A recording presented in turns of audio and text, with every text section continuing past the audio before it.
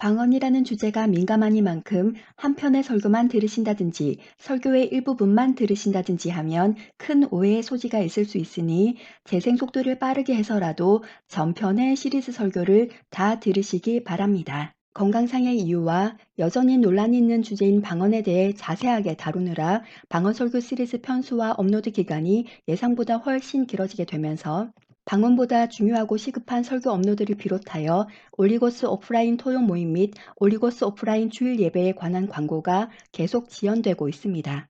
그래서 아쉽지만 정리해두었던 내용들을 편집하여 7부 내용 중 현대 방언의 역사는 가장 주목해야 할 사건들만 다루고 다음 시간에 방언 제8부를 마지막으로 방언 설교 시리즈를 마무리하려고 합니다. 광고 영상을 제작하여 업로드도 하겠지만 올리고스 오프라인 토요 모임과 주일 예배 참석을 원하시는 분들은 댓글에 있는 올리고스 카톡을 통해 참석 의사를 표해 주시면 되겠습니다. 물론 이단, 사이비, 유사 기독교인은 사절입니다. 다시 돌아와서 특별히 방언 제7부와 제8부는 현대 방언을 포함하여 현대의 여러 가지 영적 현상들을 동반하는 운동들과 그 운동들 뒤에서 그것을 견인하는 신학 사상들을 함께 다룰 것인데 이 내용들은 매우 중요하므로 주의하여 들으시면 현대를 사는 성도들에게 큰 도움이 될 것입니다. 지난 시간에 우리는 첫째, 바울이 사역했을 당시의 고린도 상황을 우선 파악함으로써 고린도전서 14장의 방언을 이해하기 위한 사전 지식을 갖추는 작업을 먼저 하였고, 둘째, 고린도전서 14장에 나타난 바울 자신의 방언에 대한 인식과 입장은 어떠했는지와 바울이 고린도전서 14장에서 말한 방언을 근거로 고린도 교회에 나타난 방언이 외국어인지 아닌지도 확인해 보았고 또 바울이 왜 방언을 통역을 하라고 했는지도 살펴보았습니다. 그리고 셋째, 방언에 해당하는 헬라어 단어 글로사의 사전적 의미와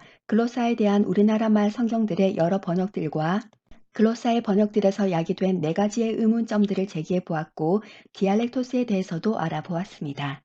또한 넷째, 사도행전 2장 1절로 13절에 오순절 방언 사건이 기록된 본문도 보았고 글로사와 디알렉토스에 대한 번역들을 보는 중에 제기되었던 의문점들 A, B, C, D에 대한 답도 확인해 보았습니다. 다섯째, 고린도전서 14장의 방언과 사도행전 2장의 방언이 같은 방언인지 아닌지를 확인해 보았고 그럼으로써 자연스럽게 방언의 실체에 대한 결론도 내리게 되었습니다. 추가적으로 성령이 임했다는 증거가 왜 하필 방언이었는가 하는 것도 보았고 또한 지난 시간에 사도행전 2장 4절과 7절을 보면서 방언이 말을 하는 쪽은 영의 언어로서의 방언들 곧 글로사의 복수인 글로사이스를 말하는데 듣는 사람의 귀에는 그 영의 언어로서의 그 방언들이 각각 자신의 언어인 외국어 곧 디알렉토스의 단수인 디알렉토로 들리는 현상에 대해 오늘을 사는 성도들이 사도행전 2장의 오순절 방언 사건보다 더 피부로 와닿게 이해할 수 있는 경우들도 보았습니다.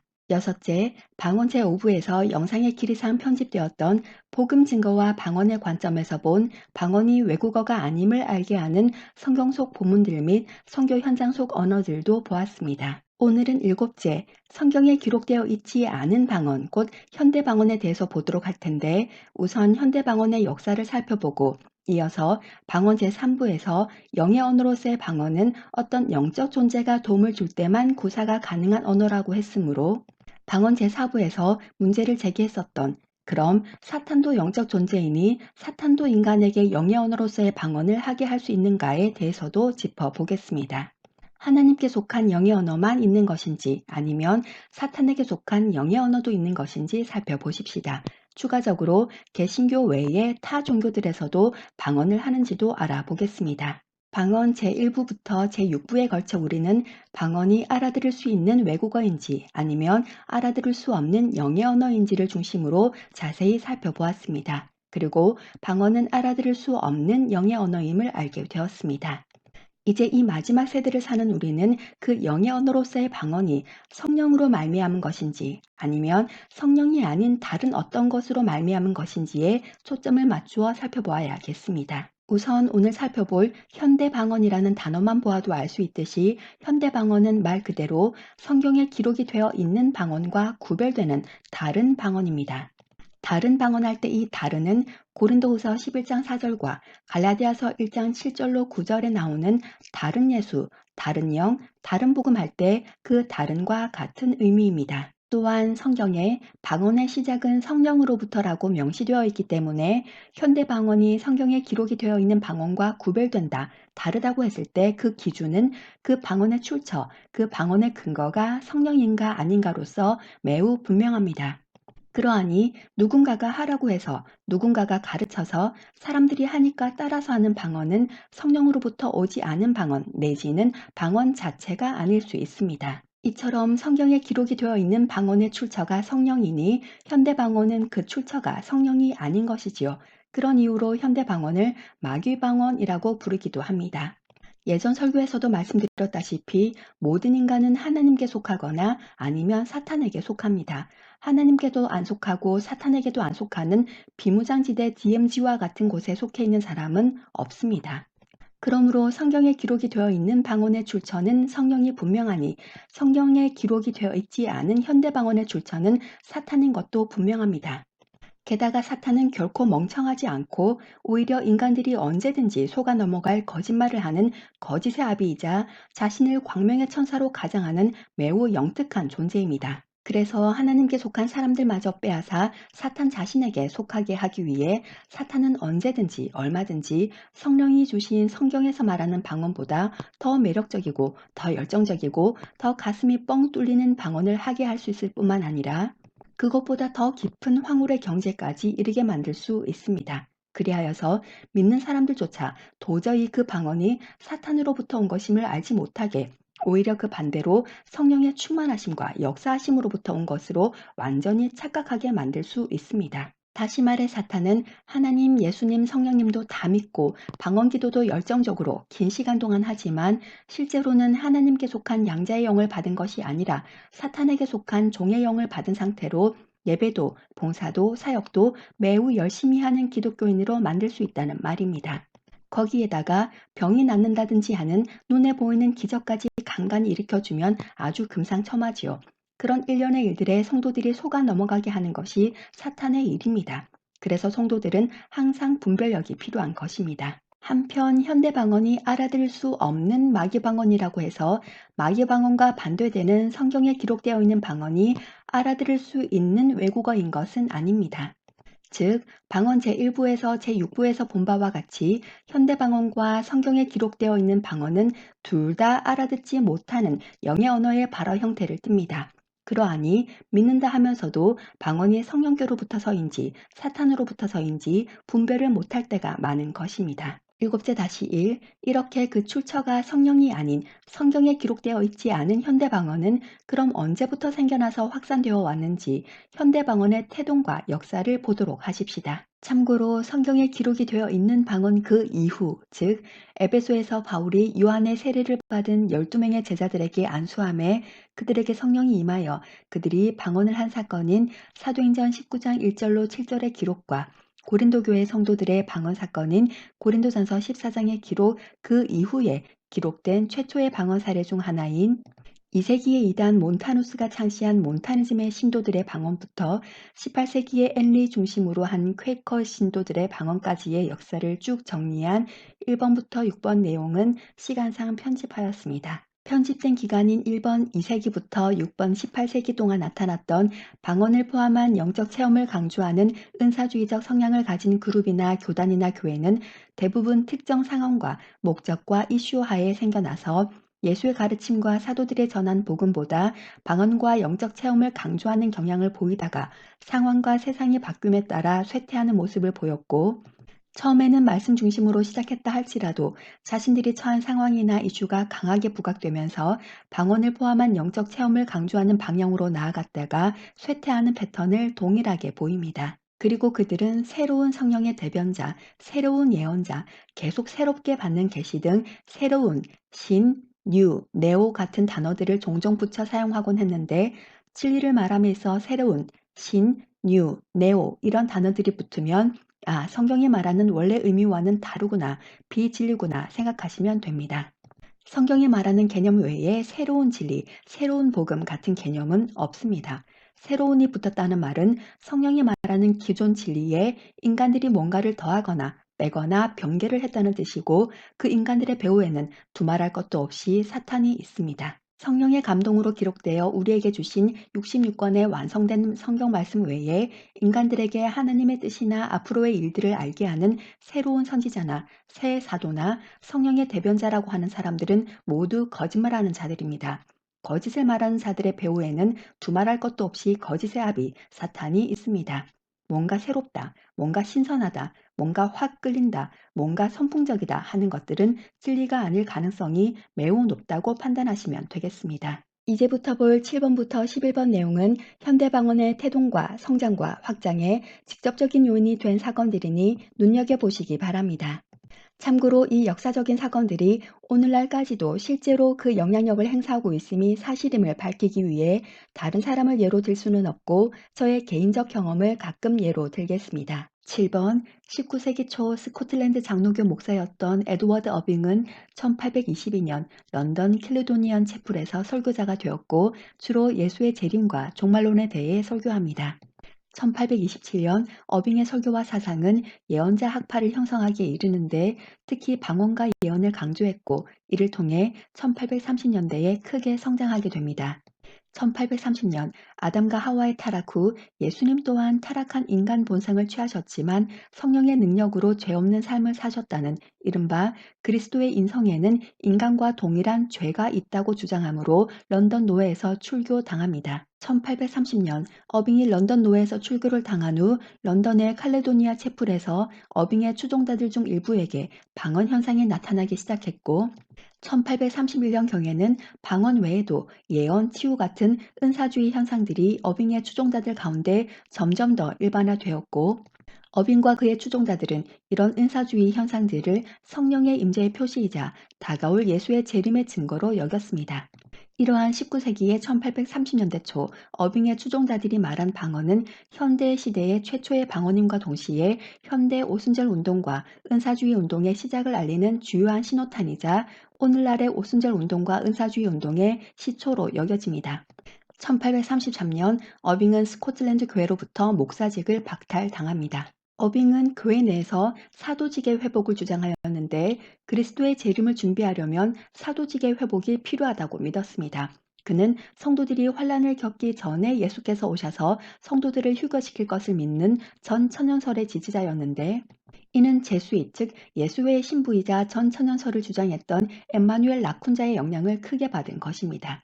여러분도 아시다시피 벤 에스라라는 유대인 이름을 필명으로 사용하는 엠마누엘 라쿤자는 개신교와 가장 거리가 먼 가톨릭 예수회의 신부이지만서도 참 어처구니 없게도 그의 전천연설은 개신교의 종말 사상에 막대한 영향을 미쳐 아직까지도 수많은 개신교 목회자와 성도들은 예수의 신부 라쿤자의 전천연설 주장대로 자신들은 환란을 겪지 않고 휴거될 것이라고 믿고 있습니다. 이러한 전천연설은 성경이 말하는 바른 믿음을 가지지는 않았으면서도 무서운 지옥은 가기 싫고 천국은 가고 싶어 하는 소위 쉬운 구원을 바라고 동시에 마음에서 일어나는 종말론에 대한 두려움을 상쇄시키기 원하는 작금의 현대 기독교인들의 마음을 사로잡고 은신처를 제공하기에 매우 매력적인 역할을 하고 있습니다. 초대교회에서 예수께서 직접 세우신 사도들 외에도 지금 현재 교회에서도 사도직을 회복해야 한다고 주장하는 어빙은 초대교회 시대에 있었던 방언이나 예언과 같은 성령의 은사 또한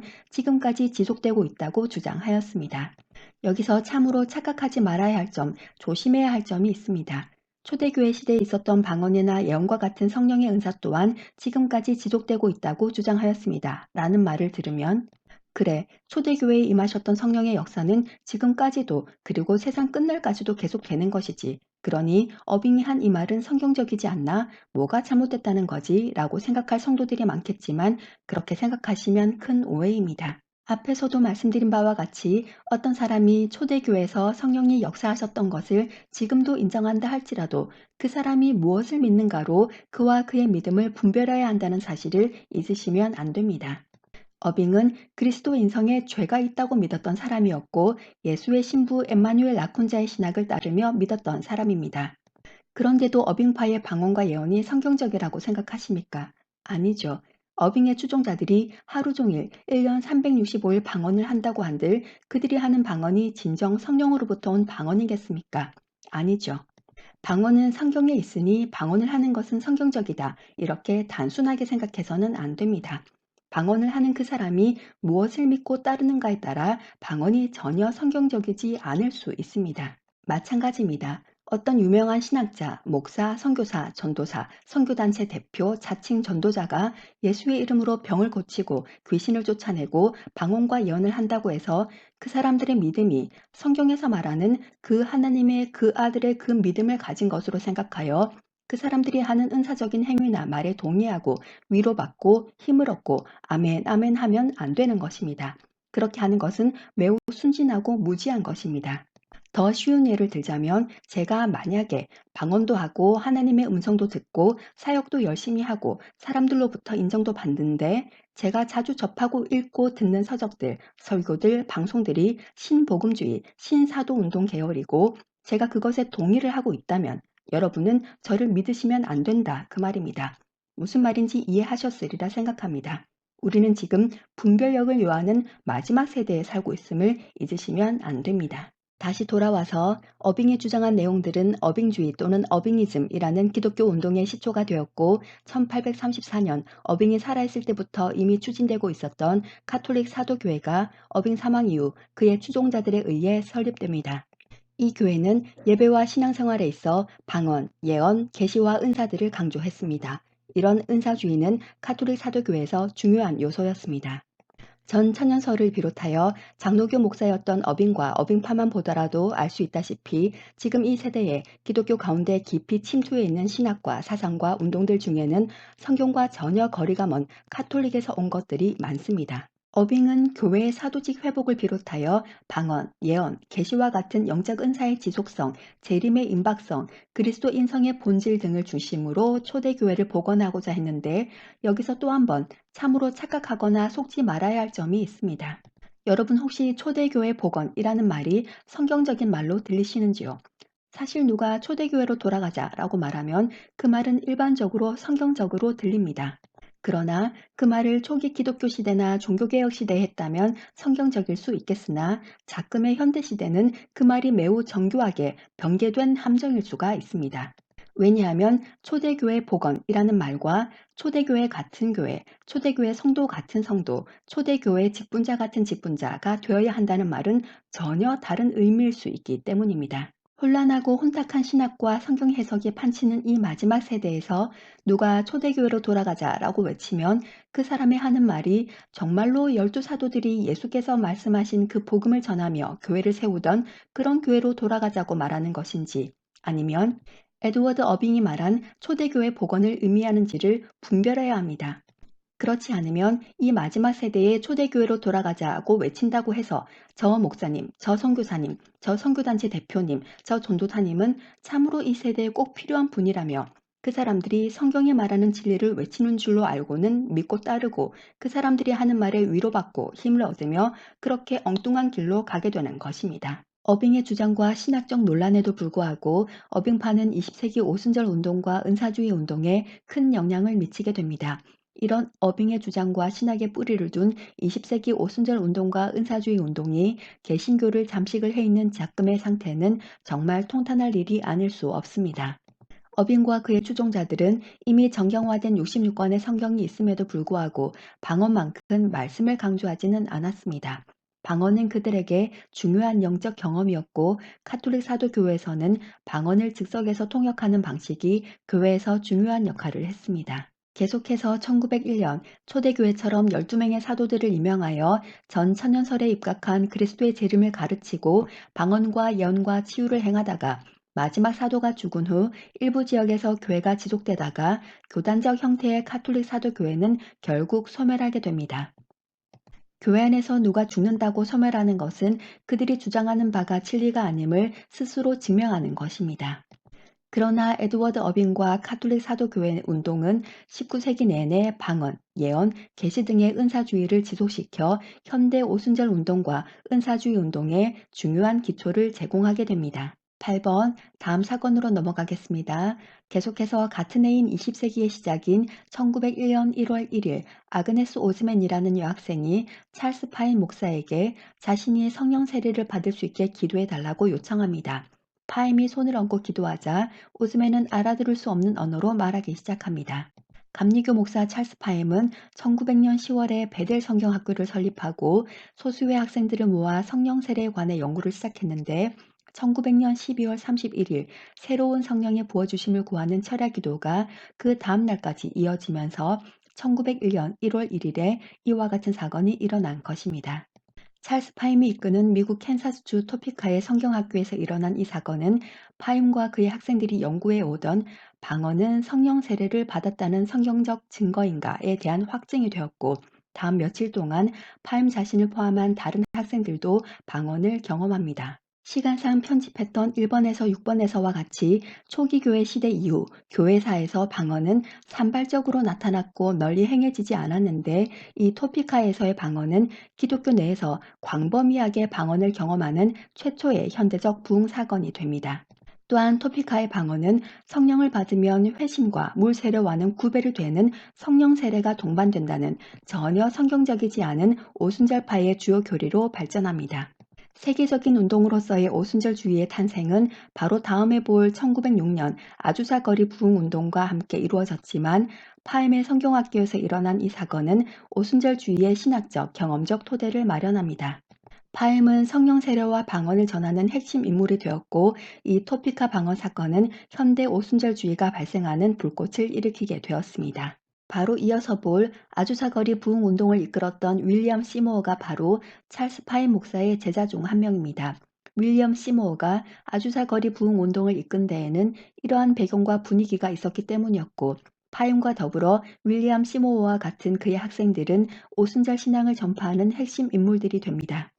그럼 이어서 윌리엄 시모어가 이끈 아주사 거리 부흥 운동을 보십시다. 9번 20세기 초의 현대 방언의 역사는 오순절 운동의 출현과 밀접하게 연관되어 있는데 1906년 4월 9일 찰스 파임의 제자이고 해방된 노예의 아들이자 아프리카계 미국인 목사인 윌리엄 제이 시모어가 주도한 캘리포니아 로스앤젤레스 312번지 아주사 거리의 부흥 운동은 현대 오순절 운동, 오순절주의를 촉발시킨 매개가 된 중요한 사건입니다.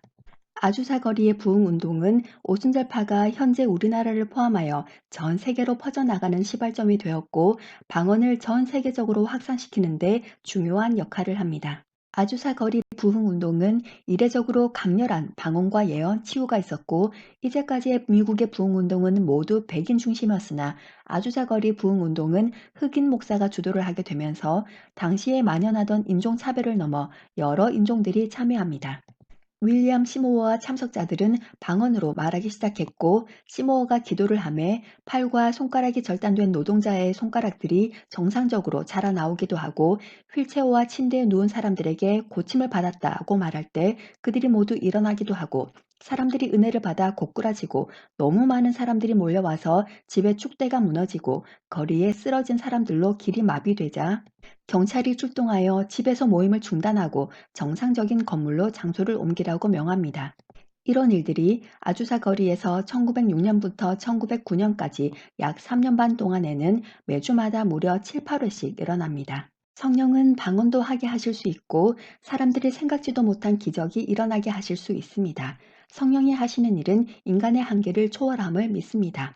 그러나 성경 어디에도 성령이 역사하심으로 성령이 임한 곳이 이처럼 난장판이 되어 로마 군인들이 출동을 한 일은 없었습니다.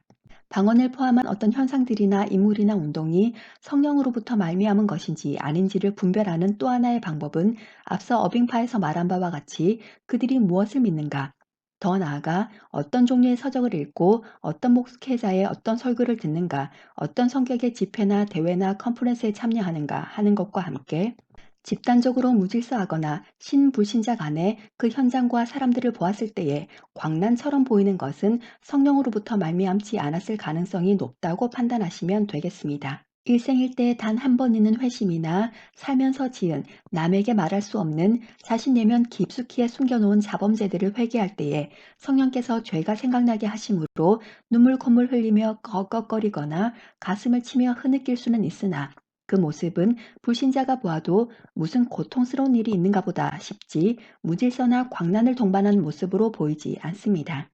그리고 개인 기도 시간이든 예배 시간이든 집회 시간이든 성령이 임하면 항상 회개가 앞서지 그 자리가 무질서와 광란의 현장이 되지 않습니다. 그곳이 교회든지 집회든지 부흥회든지 회개가 전제되지 않은, 회개가 일어나지 않은 것은 하나님과 예수님과 성령님과 전적으로 타락한 죄 있는 인간에 대한 이해가 부족하거나 잘못되어 있을 가능성이 농후합니다.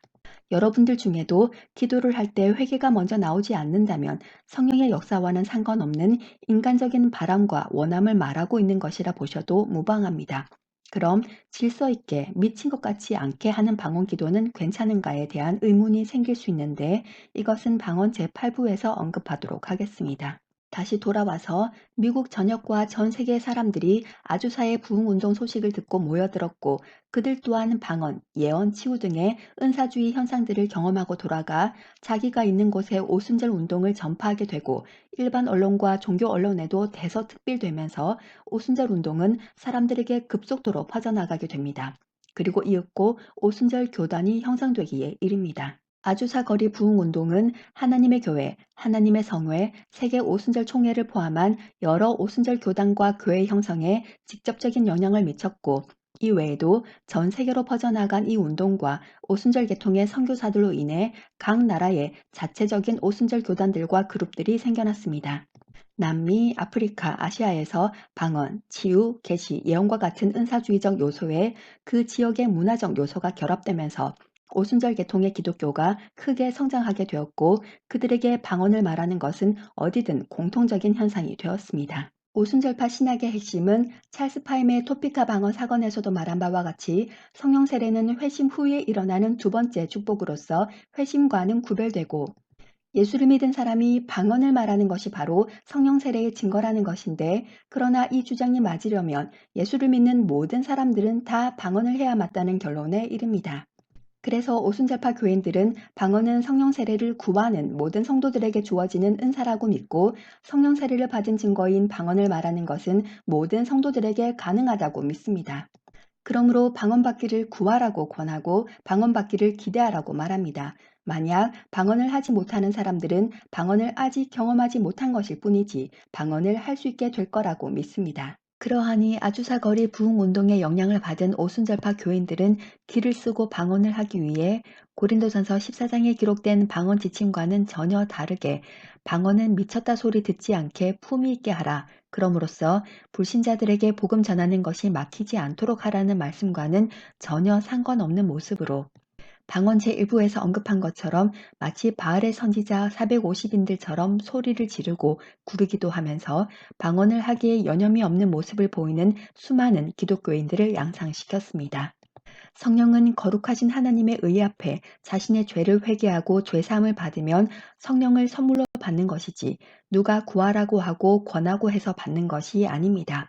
값없이 선물로 주신 그 성령이 자신 안에 내주하시고 내주하실 뿐만 아니라 역사하시는 것입니다. 이처럼 아주사 거리 부흥 운동과 그로 인해 촉발된 오순절 운동은 지나친 은사 중심주의, 지나친 열광주의, 정통 교리에서의 이탈, 예언, 계시, 신유, 투시 등의 주관주의, 말씀에 기초하지 않은 위험한 신앙, 신앙의 객관성을 잃어버린 상태에서의 성령의 역사 강조, 66권 말씀을 믿고 성경이 하나님의 말씀이라고는 하나 자주 말씀보다는 개인의 마음에 오는 감동을 하나님께서 말씀하시는 것처럼 말하는 사람들을 양산하게 되었습니다. 또한 아주사 거리 부흥 운동은 예수 그리스도의 재림이 임박했다는 점을 강하게 강조하였는데 이는 사람들로 하여금 신속하게 복음을 전파해야 한다는 사명감을 심어주어서 열정적인 복음 전도의 바람을 불러일으키게 됩니다. 그러나 아주사거리 부흥운동의 가장 큰 악영향은 바로 뭐니뭐니 해도 아주사거리 부흥운동이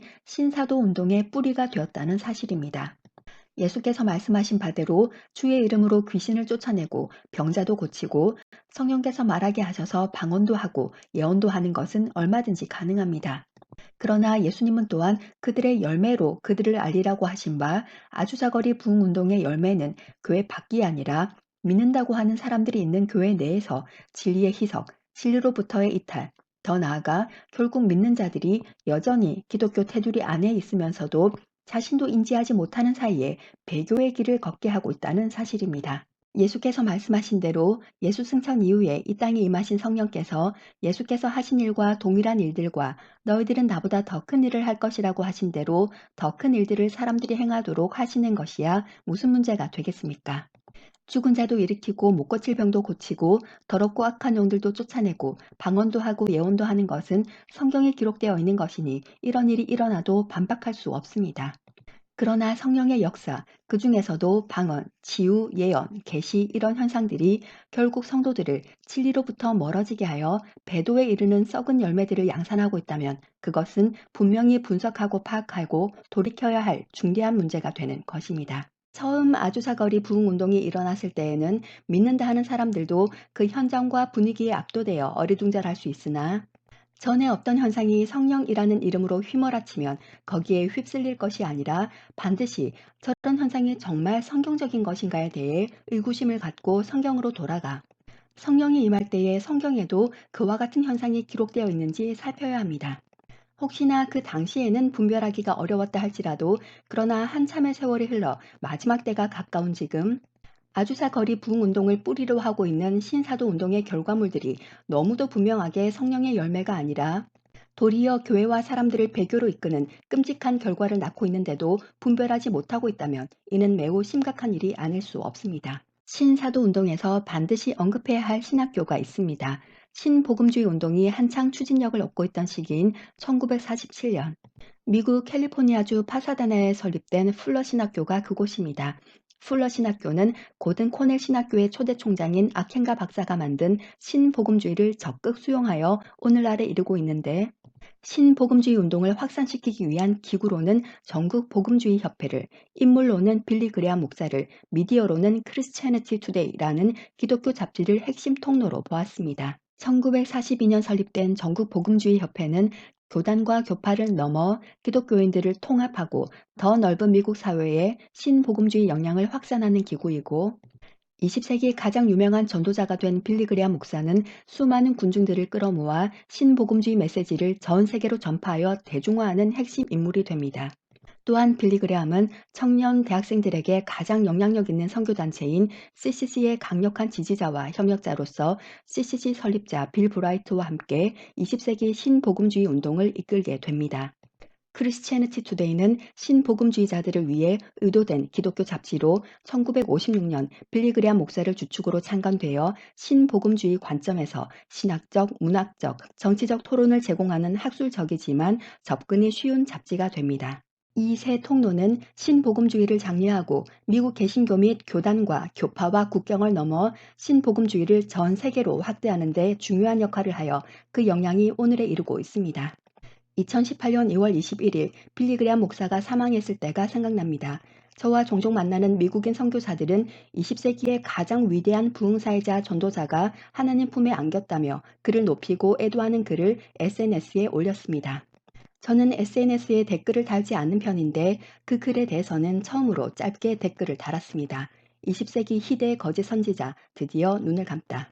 참고로 빌리 그레암 목사는 살아생전 첫째, 개신교와 로마 카톨릭이 광범위하게 협력하는 에큐메니즘과 둘째, 예수님에 대해 들어본 적이 없는 사람이나 예수를 받아들이지 않은 사람도 여전히 구원을 받을 수 있다는 포용주의와 셋째, 전도시 전도 대상이 예수님을 위해 개인적으로 결정을 하는데 큰 비중을 두는 결단주의를 강조하였는데 CCC의 사형리 전도 방식을 생각하시면 되겠습니다. 빌리 그레암과 CCC의 창시자 빌 브라이트는 친분 관계로서 두 사람 다 1974년 로잔 언약의 공동 서명자입니다. 이어서 신사도 운동에서 반드시 언급해야 할 인물이 여기 있습니다. 그는 신학자, 목사, 교수 겸 선교사인 풀러 신학교의 피터 와그너입니다. 그는 교회 성장을 영적 전쟁과 밀접하게 관련시킨 교회 성장학의 대부이자 신사도 운동의 사상적, 신학적 토대를 만든 사람이고 국제 사도 연맹의 설립자입니다. 그런데 참으로 안타깝게도 수많은 우리나라 목회자들과 선교사들이 그 피터 와그너가 재직하고 있던 풀러 신학교에서 석박사를 하였습니다. 피터 와그너는 1970년대에 우리나라에 처음 알려졌으나 특히 20세기 후반 우리나라에 폭발적 교회 성장이 일어나면서 널리 알려지고 받아들여지게 되었습니다. 목회자들은 앞다투어 교회 건물과 성도 수를 늘리는 양적 성장에 열을 올리고 있었고 그런 분위기 속에서 1990년 전후를 기해 안식월이나 아신년을 이용하여 목회자들과 선교사들이 풀러 신학교에 대거 입학함으로써 피터 와그너의 사상을 본격적으로 직간접적으로 접하게 되었습니다. 그 결과 시간이 흐르면서 교회 성장에 매몰된 수많은 목회자들과 선교사들이 피터 와그너의 비성경적 교회 성장학 뒤에 가려진 신사도 운동을 접하고 한국 교회와 선교지에 그의 신학과 사상을 가져가게 되면서 우리나라뿐 아니라 각 나라와 선교지에 심도 있는 신학적, 성경적 검토와 토론도 없이 큰 장벽도 없이 성장이라는 이름에 가려 신사도 운동이 매우 쉽게 그리고 매우 급속하게 스며들게 되었고 교회와 성도들 사이에도 너무도 자연스럽고 편만하게 자리를 하게 되는 토대가 마련되어 오늘날에 이르고 있는 것입니다. 참으로 통탄할 일이 아닐 수 없습니다. 제 주위에도 적지 않은 수의 목회자와 선교사가 풀러에서 학위를 받았는데 제가 풀러 신학교와 피터 와그너에 대해 비성경적인 점을 말하면 저만 이상한 사람이 되는 분위기일 정도로 당시 풀러 신학교와 피터 와그너는 목회자들과 선교사들에게 유명하고 영향력이 컸습니다. 물론 저에게도 풀러에 가서 선교학 박사를 하라는 권유가 있었습니다. 저는 현지 대학에서 현지어 관련 학사를 하나 더 하는 편을 선택하였습니다. 여러분 중에 들어보신 적이 있는 분들도 많겠지만 제3의 물결의 저자가 바로 신사도 운동의 대가 피터 와그너입니다. 여기서 말하는 물결이란 성령의 물결을 말합니다. 첫 번째 성령의 물결은 1906년 4월 9일부터 1915년까지 아프리카계 미국인 설교자 윌리엄 시모어가 주도한 아주사거리 부흥 운동이고 두 번째 성령의 물결은 1960년 4월 3일부터 1970년대까지 캘리포니아주 반 루이스에서 성공의 신부 데니스 베닛이 처음 주도한 후 개신교로 분류되는 성공의 감리교 및 카톨릭 교회 내에서 오순절과 유사한 경험이 확산되는 중요한 출발점이 된 운동이고 제3의 성경의 물결이 바로 1980년대 이후부터 지금까지도 영향력을 행사하고 있는 존 윈버와 피터 와그너가 주도한 방언, 기적, 예언, 신유 등에 초점 맞춘 운동입니다. 제가 피터 와그너의 제3의 물결의 원서인 On the Crest of the Wave를 접한 것이 1993년이니 31년이라는 시간이 흐르는 사이에 우리나라에도 피터 와그너의 비성경적 사상이 교회라는 이름으로, 성장이라는 이름으로, 성령이라는 이름으로, 복음이라는 이름으로 뿌리를 깊이 내리고 있음을 보는 것은 매우 암담하고 슬픕니다. 현재 선교지를 포함한 온 세계 교회와 기독교와 성도들 사이에서 편만하게 또아리를 틀고 있는 진리인 것처럼 보이지만 사실은 비진리인 거의 모든 흐름은 신사도 운동과 관련되어 있다고 보시면 되겠습니다. 제가 자세히 설명을 하지 않아도 신사도 운동은 여러분들이 많이 알고 계실 거라 시간상 생략하고 신사도 운동의 리더 피터 와그너가 아주사 거리 부흥 운동에 대해 한 말을 인용하면서 열 번째로 넘어가도록 하겠습니다. 20세기에 일어난 유명한 아주사 거리 부흥 운동은 성령의 사역과 성품이 비로소 올바른 자리를 찾도록 만들었다.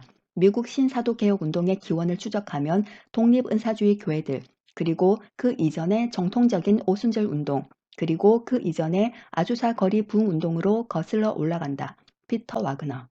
이 말을 통해 우리는 피터 와그너의 성령에 대한 이해, 성령의 역사에 대한 이해가 얼마나 비성경적이며 동시에 은사주의 교회들, 오순절 운동, 그리고 아주사거리 부흥 운동이 같은 맥락 안에 있는 비성경적 교회들, 비성경적 운동들임을 쉽게 알 수 있습니다. 이어서 10번, 20세기 중반에는 아주사거리 부흥 운동으로 대표되는 오순절 운동의 영향을 받은 은사주의 운동이 일어납니다. 이로 인해 1960년대에서 1980년대는 오순절 교파를 넘어 주류 개신교와 로마 카톨릭 교회까지도 은사주의 운동의 영향을 받아들이게 되면서 많은 비오순절계 교회들과 기독교인들이 방언을 포함하여 은사주의를 받아들이는 움직임이 일어납니다. 이 영향으로 우리나라에도 이전에는 방언을 하지 않아 왔던 교단의 교회들에서도 방언을 하는 목회자와 성도들이 많아졌고 예배 중 통성기도 시간에 방언 기도를 하는 현상에 대해 목회자나 당회에서 공식적으로 방언을 하지 못하도록 하지도 그다지 거부 반응을 보이지도 않는 교회들도 많이 생겨나게 되었습니다. 아마 여러분들 중에도 이런 현상을 기억하시는 분들이 있을 것입니다. 은사주의 운동도 오순절 운동처럼 방언, 치유, 예언 등을 강하게 강조하지만 오순절 운동이 주장하는 바 성령 세례의 증거는 방언이라고 믿지는 않고 주로 성령 체험과 개인의 신앙생활 부흥을 더 중요하게 생각합니다. 오순절 운동은 20세기 초반에 전 세계로 빠르게 확산되었고 은사주의 운동은 20세기 중반에 더 넓은 기독교 교단 내에서 발생을 하였기 때문에 다양한 교단들만큼이나 더 다양한 신학적 배경과 예배 스타일을 가지면서 전 세계로 퍼져나갑니다. 이로 인해 은사주의 운동은 매우 다양한 모습으로 나타나게 됩니다. 은사주의 운동이 전 세계로 퍼져나가면서 특히 남미, 아프리카, 아시아에서 기독교인의 수가 가파르게 증가하게 됩니다. 아시다시피 각 교단과 교회는 그 특징과 전통과 성경을 해석하는 관점이 다른데 은사주의 운동은 기독교 교단들 내에서 발생을 하였기 때문에 은사주의 운동을 통해 기독교인들의 수가 급격히 증가하고 있었기 때문에 각 교단들과 교회들과 목회자들, 성도들 모두가 하나님의 은혜와 성령의 역사로 기독교가 부흥 발전한다고 생각하고 있었기 때문에 전 세계에서 다양한 교단들과 교회들만큼이나 더 다양한 신학적 배경과 예배 스타일을 가지는 것에 대해 교단과 교회, 나라와 민족들마다 다른 각각의 문화라고 인정을 하는 상황 때문에 그들이 믿는 것이 참으로 진리인가, 참으로 성경이 말하는 참 복음인가를 분별하는 작업이 거의 잘 이루어지지를 못한 상태로 은사주의가 전 세계로 퍼져나갔습니다. 결과적으로 다양한 교단과 교회와 인종과 문화적 배경이 성령에 대한 즉각적이고도 개인적인 경험을 강조하는 은사주의 운동의 성격과 뒤섞여 성경이 말하는 본래의 진리를 이해하는 데 있어 말씀에 대한 깊이 있고 진지한 접근이 부족한 상태에서 그것을 단지 문화적 다양성과 다름이라는 차원으로 이해하게 되면서 검증되지도 않고 검증을 해야 한다는 사실을 인지하지도 못한 상태로 비진리가 교회 안에 자연스럽게 들어오게 되고 진리와 믿음이 방언과 은사와 권능 중심으로 해석되는 현상을 낳게 되었습니다. 그러나 은사주의가 가진 이러한 위험성보다는 성령의 개인적 체험과 복음 전파에 대한 열정이라는 측면과 함께 성령의 능력과 은사를 통해 복음이 전 세계로 퍼져나가 마치 예수께서 말씀하신 명령이 이루어져 각 나라와 민족에게 참된 복음이 전파된 것으로 긍정평가되었습니다. 은사주의 운동의 영향을 받아 기독교가 성장한 나라들과 민족들, 선교지 현장을 보면 저들이 정말로 성경에서 말하는 진리를 성경에서 전하고자 하는 그 뜻대로 이해하고 있는가 하는 질문을 하게 되고 가르치는 자리에 서 있는 사람들이 얼마나 중요한지를 절감하게 됩니다. 왜냐하면 성경에 기록되어 있는 단어와 동일한 단어를 사용한다는 말과 그 단어의 의미를 성경의 의미대로 알고 있다는 말은 동일하지 않기 때문입니다. 오순절 운동과 은사주의 운동으로 인해 복음이 전 세계로 퍼져나간 것은 사실입니다. 그런데 현대방언의 시초와 확산 계기가 되었던 아주사거리 부흥 운동과 오순절 운동과 은사주의 운동이 일어나지 않았다면 복음이 온 세상에 전파가 못 되었을 것이라 생각합니까? 저는 그렇지 않다고 봅니다.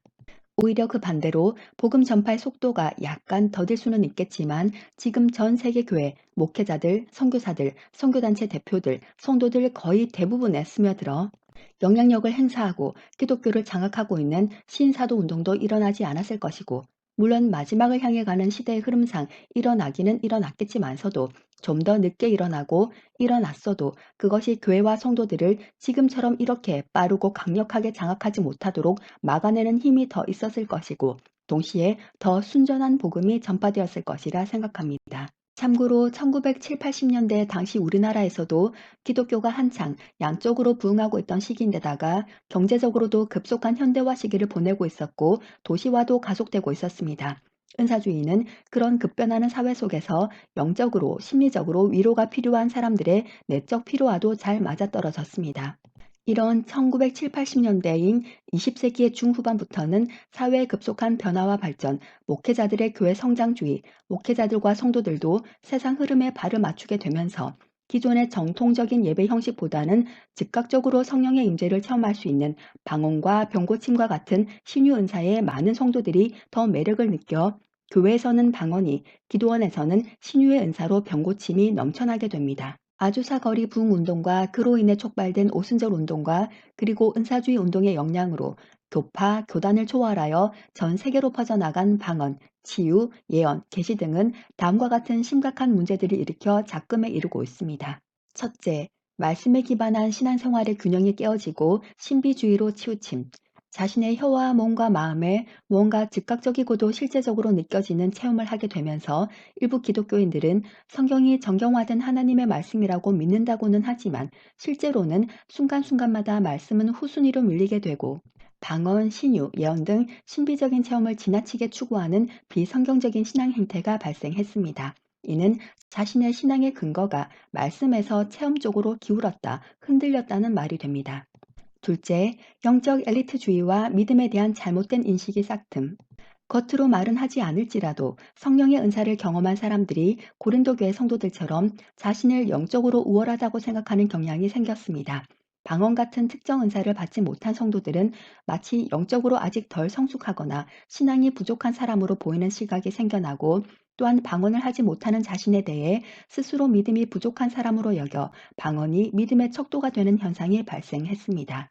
셋째, 헌금 강요와 집회 인도자들의 부의 축적 문제가 발생함. 처음부터 그런 것은 아니었지만 그리 오랜 시간이 걸리지 않아 일부 방언, 신유 집회를 인도하는 목사들이나 기도원 원장들이 만몬 신에게 굴복하게 되면서 성도들이 하나님께 드린 헌금을 자신의 경제적 이득을 취하는 방도로 사용하는 경우들이 발생했습니다. 집회에 참석하는 많은 성도들이 병 고침받기 원하는 등의 제목으로 헌금을 하게 되고, 자원하여 드리는 헌금 외에도 이런저런 말로 은연중에 헌금하기를 강요하는 사례들이 많이 생겨나기 시작했습니다. 넷째, 신앙이 점점 상업화됨. 곳곳에서 은사주의 집회가 생겨나면서 은사주의 운동을 하는 일부 지도자들이 신앙을 상업화하고 대중매체를 통해서 과도하게 자신과 자신의 집회를 홍보하는 행태가 발생하기 시작했습니다. 이러한 상업화는 신앙의 본질을 왜곡시키고 교회나 기도원의 외형적 성공에 집착하는 태도를 조장했습니다. 다섯째, 신학적, 교단적, 교회적 갈등이 야기됨. 이제껏 목회자들이 영육간에 고생하며 말씀으로 잘 교육시킨 성도들까지 말씀보다 방언, 신유, 예언 같은 것에 더 많은 관심과 시간을 쏟게 되면서 다니는 교회가 있음에도 불구하고 기도원이나 집회에 쫓아다니는 성도들이 늘어나게 되었습니다. 직분자들을 포함하여 목회자 몰래 집회에 참석하는 상황이 발생했고, 교회 안에는 은연중에 은사주의에 동의하는 성도들과 그렇지 않은 성도들로 나뉘게 되었습니다. 구체적으로 그 두 그룹 사이에 무슨 분쟁이 일어나지는 않지만 결과적으로는 한 교회 안에 두 가지 다른 신앙이 생기게 된 것입니다. 또한 성령의 은사와 체험을 둘러싼 해석의 차이로 전통 교단과 교회들 간의 갈등과 은사주의 교단과 비은사주의 교단 간의 신학적 갈등이 발생했습니다. 결과적으로 교회 수와 기독교인의 수는 급격히 증가하였을지라도 말씀에 기반한 전통신앙을 강조하는 목회자들과 교회들과 성도들의 수는 점점 줄게 되었습니다. 여섯째, 기복신앙이 성도들의 마음을 지배함. 성령 체험과 기적을 강조하다 보니 일부 성도들이 평소뿐 아니라 특별히 현실의 문제나 고난이나 질병 같은 것에 부딪혔을 때 이를 해결하기 위해서 은사주의 목사나 기도원 원장으로부터 기도를 받아 문제를 해결하기를 바라는 등 기적을 바라고 추구하는 기복신앙에 빠지는 위험이 생겼습니다. 물론 기도를 받기 전이나 받은 후에 감사 헌금을 하는 것이 동반되었습니다. 안 그래도 우리나라를 비롯한 아시아와 남미와 아프리카의 많은 나라들이 자국에 이미 강한 기복신앙이 뿌리 깊게 박혀있는 상태인데, 방언으로 기도하고 신유 기적이 일어나는 것을 보면서 기복신앙이 더욱 강화되는 계기가 마련되었고, 이는 말씀과 기도에 기초한 신앙생활의 기본 균형을 무너뜨렸습니다. 일곱째, 심리적 위축감이 발생함. 방언, 신유 같은 기적이 자신에게도 임하기를 바라지만 체험하지 못하는 성도들 중에는 자신의 믿음에 대한 의심, 심리적 좌절감, 소외감, 비교의식, 영적 위축감을 느끼거나 방언을 꼭 해야만 한다는 부담 내지 압박을 느끼는 현상이 발생했습니다. 그리고 매번 기도를 할 때나 집회에 갈 때에 이번만큼은 반드시 방언을 받겠다고 각오를 다지는 사람들이 많아졌습니다. 여덟째, 비성경적인 신앙 행태가 생겨남. 방언이나 예언 등의 은사를 잘못 해석하거나 남용을 하는 바람에 과도하게 방언을 비롯한 은사 중심으로 신앙의 방향을 트는 성도들이 생겼습니다. 이는 성경의 가르침과 자신을 멀어지게 하고 은사 중심의 신앙생활을 하게 되면서 신앙이 말씀 위에 뿌리를 깊이 내리지 못하고 마치 공중에 붕 떠 있는 것과 같은 상태를 만들어냈습니다. 그리고 같은 신앙 공동체 내에서도 불편함이 야기되었습니다. 이상과 같이 현대방언의 기원이 된 오순절 운동과 은사주의 운동은 그 단어에서도 묻어나듯이 이미 정경화되어 우리 손에 쥐어주신 66권의 성경에 기반한 신앙보다는 은사주의적 요소를 강조하므로 결과적으로는 신앙의 균형이 깨어지고 한쪽으로 쏠리는 현상을 만들어냈습니다. 은사주의적 요소를 통해 기독교인들의 수가 증가는 했을지 모르나 결과적으로는 믿음과 신앙의 질은 낮아지고 즉각적이고 당장의 자신의 갈급함과 필요 중심의 신앙생활 비슷한 종교생활을 하게 되는 사람들의 수가 증가하였습니다. 방언을 강조한 운동들, 교단들, 교파들을 보시면 성경이 이미 정경화된 시대임에도 불구하고 그들의 설교 내용은 정말 너무 단순합니다. 말씀에 깊이 있게 접근하는 설교가 별로 많지 않고 대신 성령과 성령의 은사가 우선되고 강조됩니다. 그리고 그들이 전하는 메시지를 들어보면 물론 그들은 철저히 성경 중심이라고 주장합니다만 성경 본문이 기록된 원래 의도와는 별로 상관이 없는 경우가 많고 기도, 특별히 방언으로 기도하는 것에 그 비중이 훨씬 치우쳐져 있습니다. 거기에 더해 그런 교회들을 방문하거나 집회들에 참석하는 데에 열심이기도 합니다. 그러나 말씀에 대한 깊이는 대체로 매우 얕은 편입니다.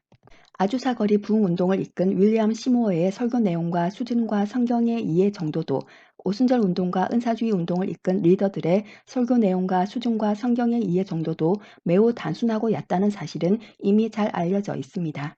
한편 방언기도와 신유 같은 은사를 강조하지 않고 말씀에 집중하는 목회자나 선교사에게는 성령의 능력이 잘 나타나지 않는다고 누가 말한다면 그것은 잘못된 주장입니다. 정말 가난한 빈민촌에서 목회하시는 목사님들 중에는 병원비를 줄 수 없는 대신 기도를 하면 병이 낫기도 합니다. 자신에게 무슨 신유의 은사가 있다고 생각지도 않고 말씀을 의지하여 기도했는데 말입니다. 저도 어느 날 목에 숫자를 헤아릴 수 없을 정도의 많은 혹들이 만져졌는데 한국으로 갈 형편이 못 되어 옆 나라 현지 병원에 가기로 하고 버스로 국경을 넘었습니다. 그 나라에 도착해서 병원에 가기 전날 밤 하나님께 이 많은 멍울들이 무엇인지는 모르지만 의사 입에서 이 혹들이 위험한 것이 아니라는 말을 듣게 해달라고 기도했습니다.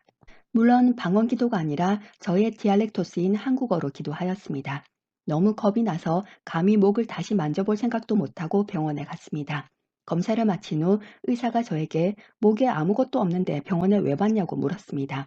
목을 만져보니 그 많던 혹들이 다 사라져 정말 아무것도 만져지지 않았습니다. 하지만 이런 기적은 오순절주의, 은사주의자들의 말처럼 그렇게 자주 매번 일어나지 않습니다. 오순절주의, 은사주의자에 따르면 성령께 부르짖고 성령이 임하시고 성령께서 역사를 하시면 방언도 하고 예언도 하고 계시도 받고 병도 나아야 하는데 모든 사람에게 매번 이런 일이 일어나지는 않습니다. 그것은 그들이 말씀과 성령을 잘못 이해하고 있거나 잘 모르기 때문인 것도 있고 무엇보다도 타락한 인간의 죄된 본성을 하나님께서 너무도 잘 알고 계시기 때문입니다.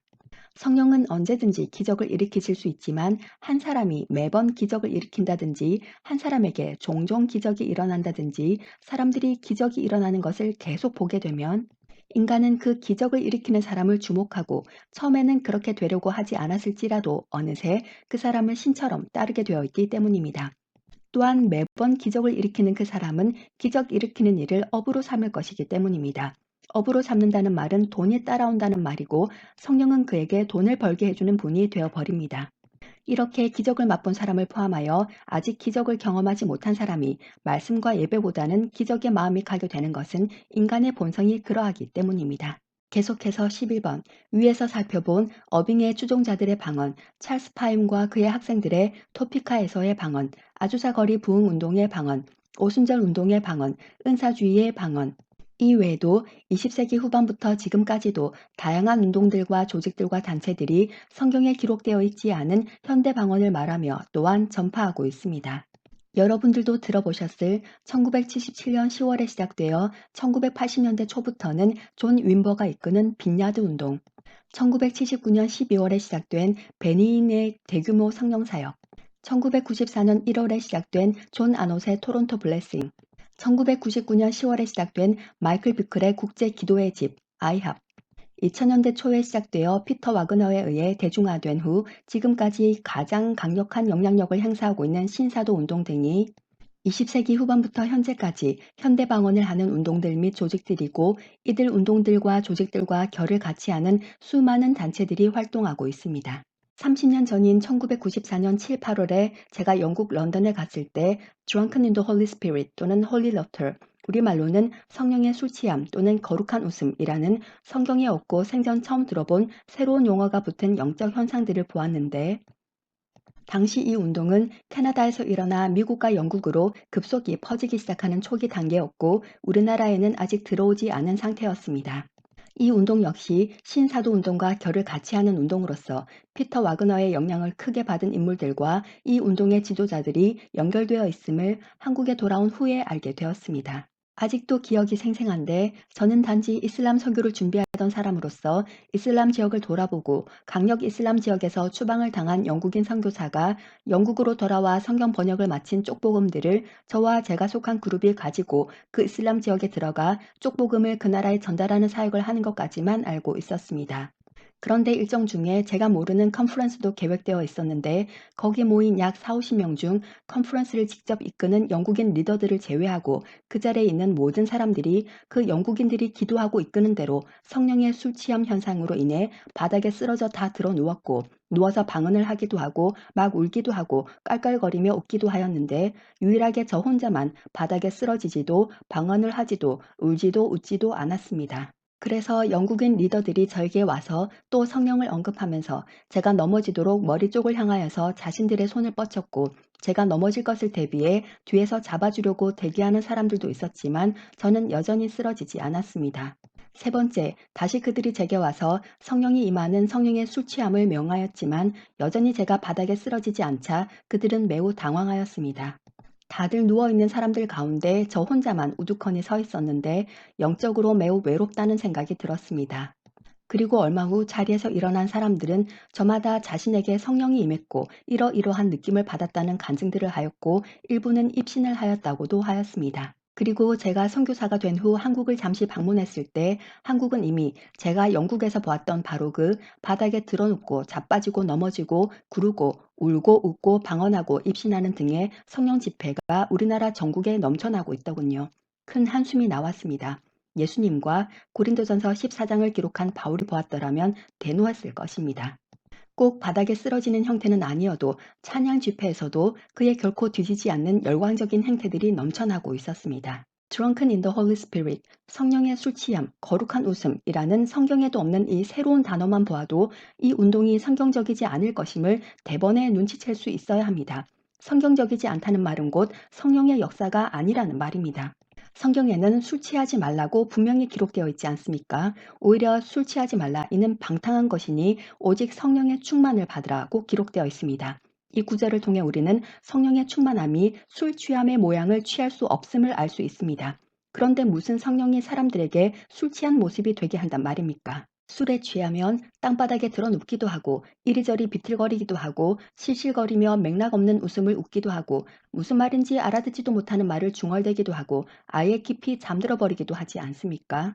그런데 오순절 마가의 다락방에 모인 120여 명들에게와 베드로를 통해 복음을 들은 고넬료와 그의 일가친척 및 친구들에게와 바울을 통해 복음을 들은 회심자들에게 성령께서 방언을 하게 하신 본문 장면을 떠올려 보십시오. 그 120여 명들에게 성령이 임한 증거로 그들이 방언을 말하게 되었을 때 그 자리에 있었던 유대인 디아스포라들조차도 놀라고 어안이 벙벙이 했다고 기록되어 있지. 저 집단이 지금 미쳤는가? 광란의 집단인가? 저 사람들이 도대체 왜 저러지? 지금 뭐 하는 거지? 하는 반응을 보인 기록이 없습니다. 심지어 그 120여 명이 말하는 방언 곧 글로사가 외국어 곧 디알렉토스로 들리지 않았던 다른 유대인들조차도 그들이 술이 취해서 알아듣지 못하는 말을 한다고 조롱했다고 기록되어 있지. 저 사람들이 술이 취해서 길바닥에 드러눕고 자빠지고 웃고 아주 난리네 하는 반응을 보인 기록이 없습니다. 한두 명도 아니고 120여 명이나 되는 사람들이 동시에 방언들을 했음에도 말입니다. 베드로를 통해 복음을 들은 고넬료와 그의 일가 친척 및 친구들에게와 바울을 통해 복음을 들은 회심자들에게 성령이 임하여 방언을 하게 되었을 때도 방언을 하고 예언을 하고 세례를 받았다고 기록되어 있지.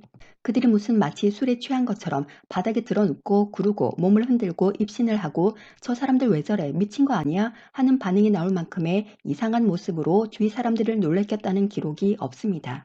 우리가 그 자리에 있지는 않았을지라도 본문들을 읽어보면 당시 성령이 임한 사람들의 모습이 매우 무질서하거나 비정상적인 반응을 보이거나 미친 것 같지 않았음을 알 수 있습니다. 단 한 번 누가 보면 미친 것 같은 모습의 방언을 했을 것임을 알게 하는 본문이 있습니다. 바로 방언 제2부에서 자세히 살펴보았던 고린도전서 14장입니다.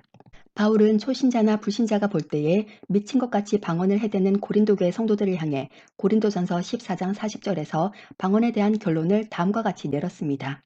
미쳤다 소리 듣지 않게 품위 있게 하라.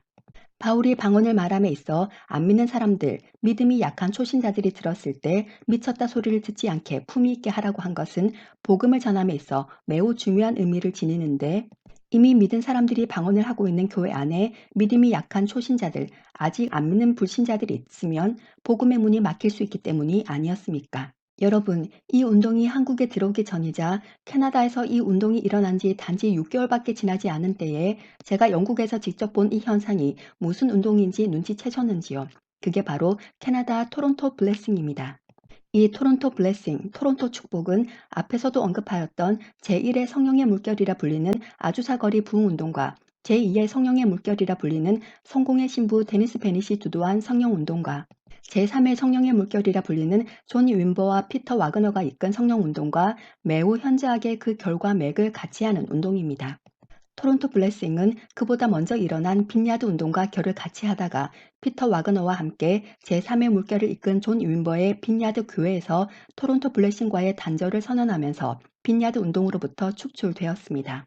그러나 빈야드 운동으로부터 축출되었다는 말이 곧 빈야드 운동은 성경적 성령 운동이라는 말이 아닙니다. 지금으로부터 거의 31년 전인 1994년 1월 20일 캐나다 빈야드 교회의 존 아논 목사가 빈야드 계열의 랜디 클라 목사를 초청해 4일간 부흥 집회를 가졌는데 집회 첫날 밤 예배 때 참석한 많은 사람들이 쓰러지고 드러눕고 제어할 수 없는 웃음을 웃고 방언을 하고 술 취할 때 나오는 비틀거리는 듯한 행동과 그와 유사한 춤을 추기도 하고 늑대, 사자, 뱀 같은 소리를 내는 등 여러 가지 현상을 체험하게 됩니다.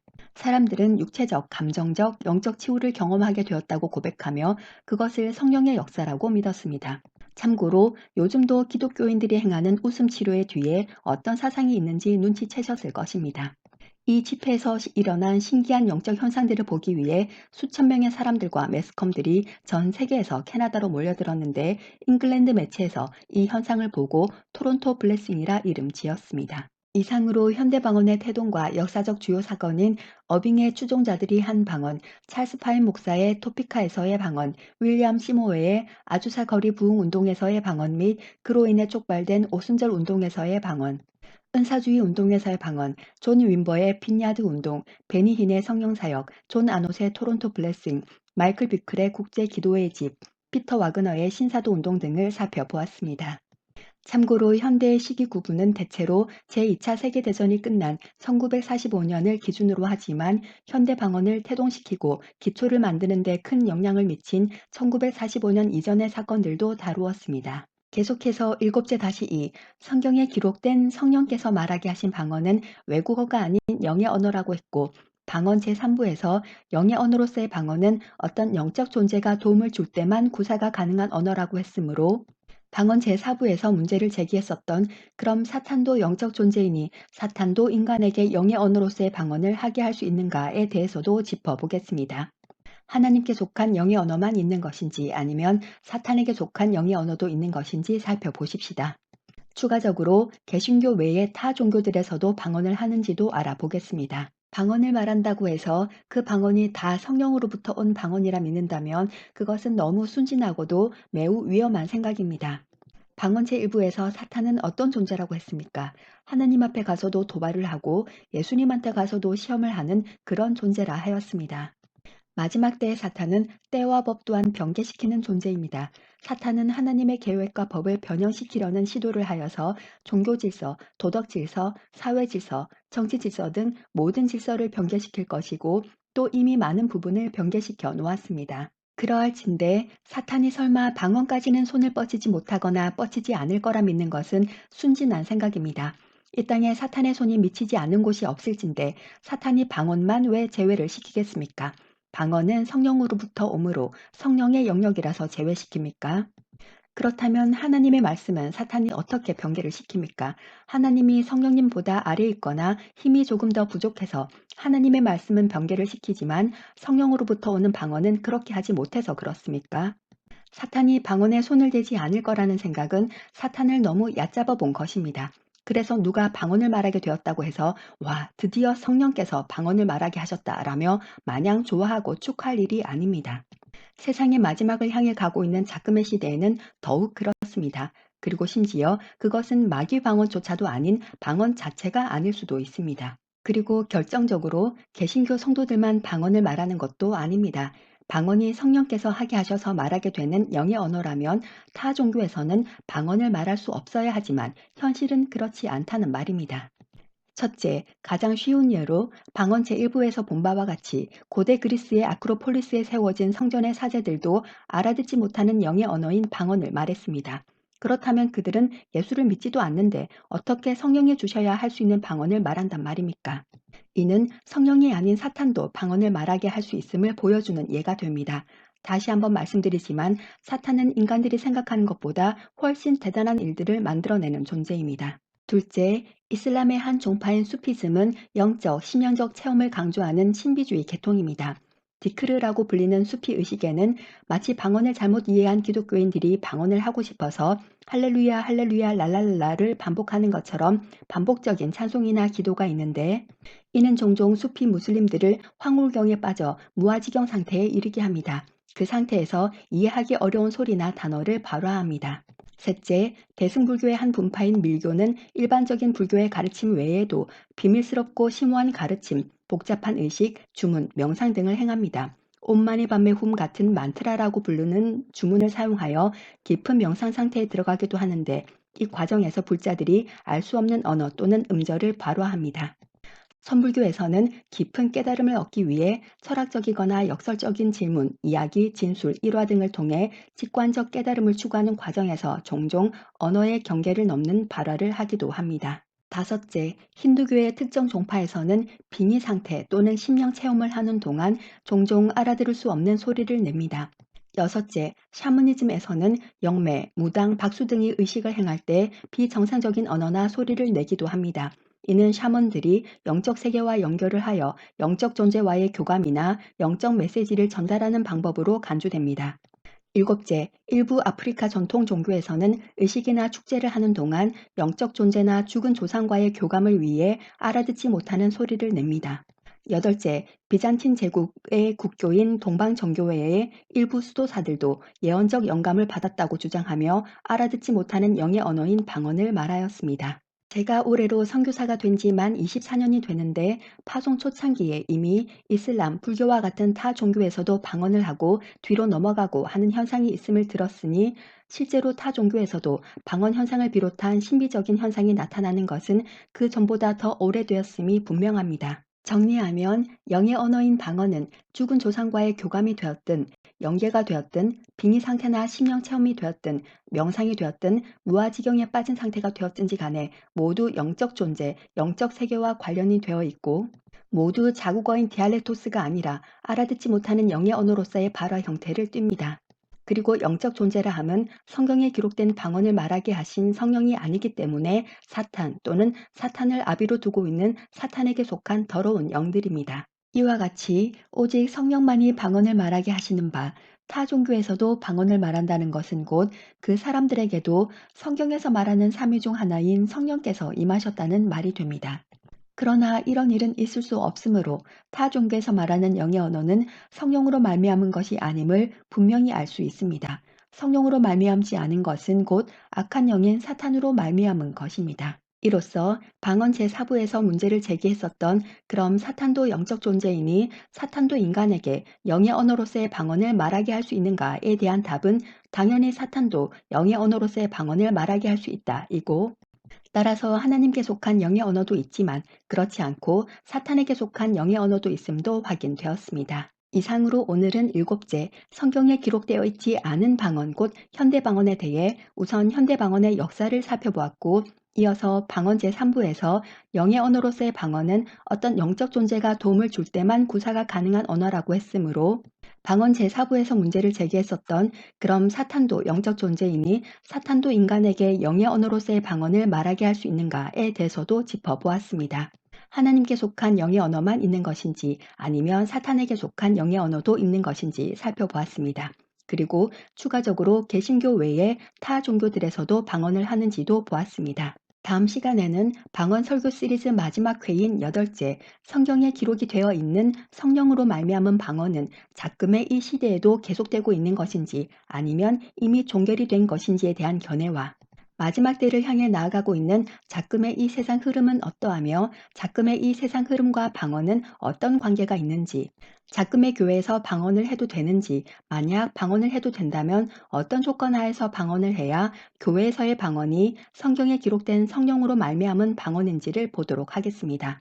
위 세 가지 내용들을 보게 되면 초대교회 시대가 아닌 작금의 현대 기독교인들이 하고 있는 방언들 중에도 성경에 기록이 되어 있는 성령으로 말미암은 방언처럼 성령께서 하게 하셔서 방언을 말하는 경우도 있는지가 확인될 것입니다. 이상 설교문 잘라서 읽어드리는 참 믿음과 구원 올리고스 TV의 설시아였습니다. 마라나타. 그럼 다음 설교문으로 곧 찾아뵙겠습니다. 감사합니다. 구독, 좋아요, 공유 부탁드립니다.